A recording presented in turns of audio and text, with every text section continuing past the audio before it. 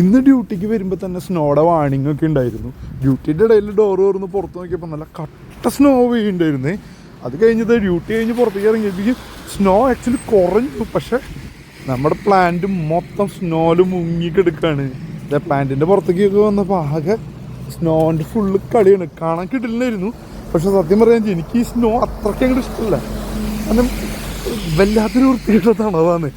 ഇത് കഴിഞ്ഞത് ബസ് കയറാൻ പോവുകയാണ്. ബസ് കയറാൻ പോകുമ്പോഴും അതേപോലെ തന്നെ സ്നോക്ക് വീണ് നമ്മുടെ ടാഗ് ചെയ്യേണ്ട സ്ഥലവും എല്ലായിടത്തും സ്നോ അടിച്ച് കിടക്കുമായിരുന്നു. അത് കഴിഞ്ഞത് ട്രെയിൻ കയറാൻ റെയിൽവേ സ്റ്റേഷനിലെത്തിയപ്പോൾ അവിടെയും സ്നോ മൊത്തത്തിൽ സ്നോ മയമായി കിടക്കുമായിരുന്നു.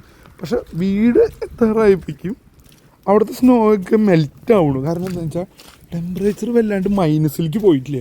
-1 ആയിട്ടുള്ളൂ. അപ്പോൾ അതുകൊണ്ട് ഞാൻ തോന്നുന്നു സ്നോ ഒക്കെ മെൽറ്റായി തുടങ്ങി.